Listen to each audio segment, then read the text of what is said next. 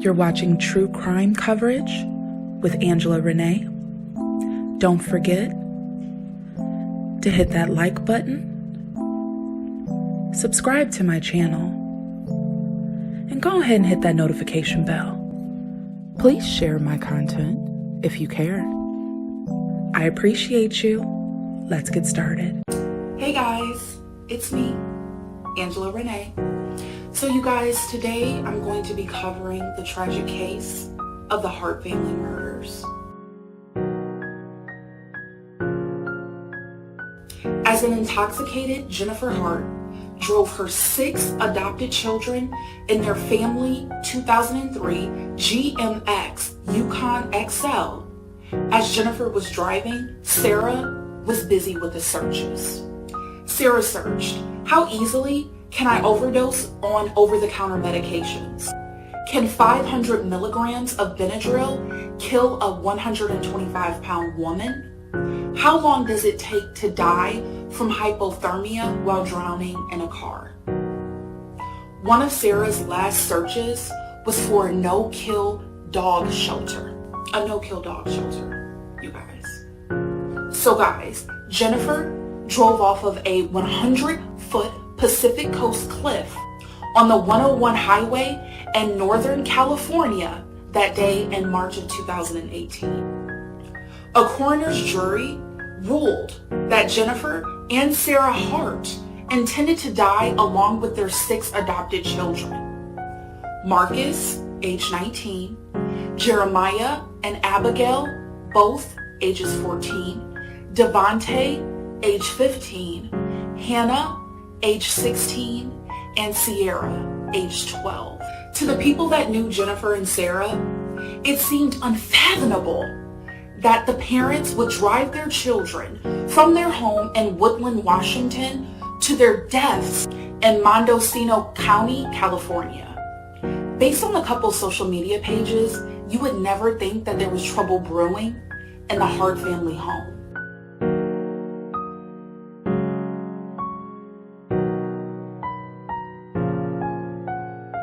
In November of 2014, a picture of a 12-year-old Devontae at the time went viral as an iconic symbol of racial harmony. Devontae was the sobbing young black boy embracing a white cop in a seemingly spontaneous gesture at a protest against police brutality in Portland, Oregon. So guys, as the national spotlight grew, more and more details emerged that the children desperately sought help from their neighbors.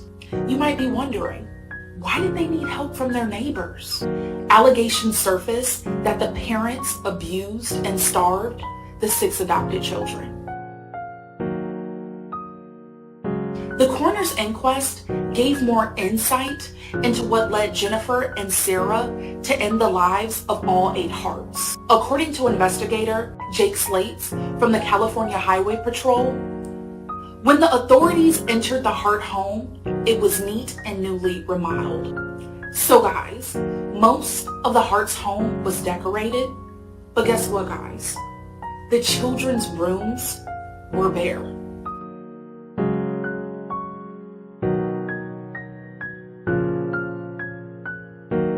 I'm the mother of 2 little boys, and I love a nicely decorated home. But to be honest, I would never do something like that to my children. Investigators noted that their luggage was left behind, and their family didn't take toothbrushes before leaving for 2 days. That seems suspicious, right? Lieutenant Shannon Barney of the Mendocino County Sheriff's Office said, in my opinion, Sarah and Jennifer succumbed to a lot of pressure.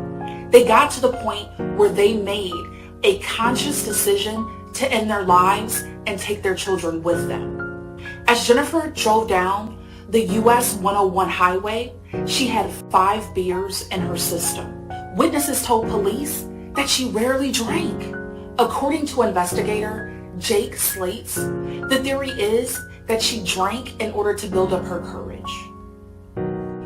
My feeling is based on talking to witnesses that they felt if they couldn't have those kids no one was going to have those kids, according to Slates. Days before the family crash, Child Protective Services requested a welfare check on the family, but no one answered the door on March 26th. The family was already gone. Calls to the police began 2 years after the Harts became parents while they were still living in Minnesota.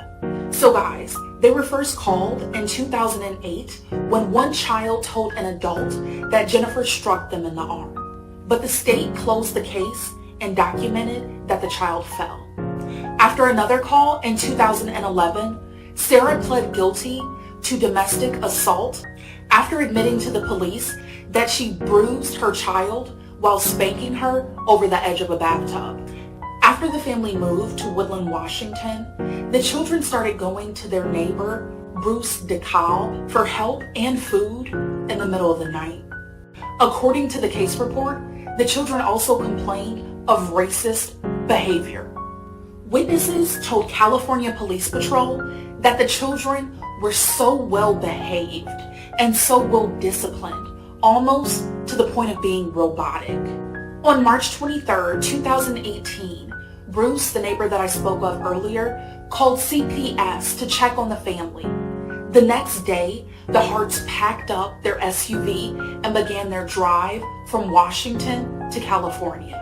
Let's see and hear what Bruce and his wife Dana had to say regarding the tragedy. So, one of the children came over and started asking for food. And it went on for a period of time until we kind of determined that he was probably reaching out.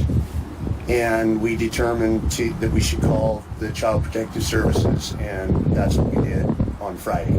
So guys, at first, only Sarah, Jennifer, and 3 children were identified. Jennifer was intoxicated, and Sarah and 2 children tested positive for diphenhydramine, which is an active ingredient in Benadryl. Sierra's body was found on a beach north of a cliff 2 weeks later. Parts of a foot and shoe were found on the beach in May of 2018, but investigators could not identify the remains as a Hart child until January of 2019 after the DNA sample proved that it was Hannah. As of the date that I published this video, Devontae's body has never been found.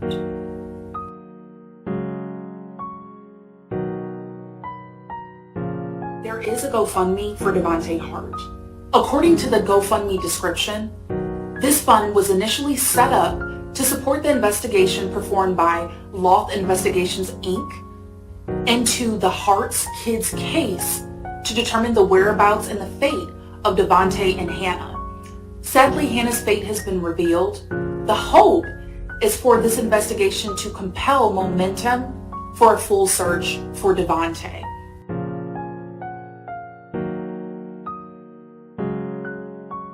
Rest in peace, Marcus, Jeremiah, Abigail, Devontae, Hannah, and Sierra. So guys, comment below and please tell me your thoughts about the tragic Hart family murders. Thanks for watching, you guys, and I'll see you in the next video. Bye-bye.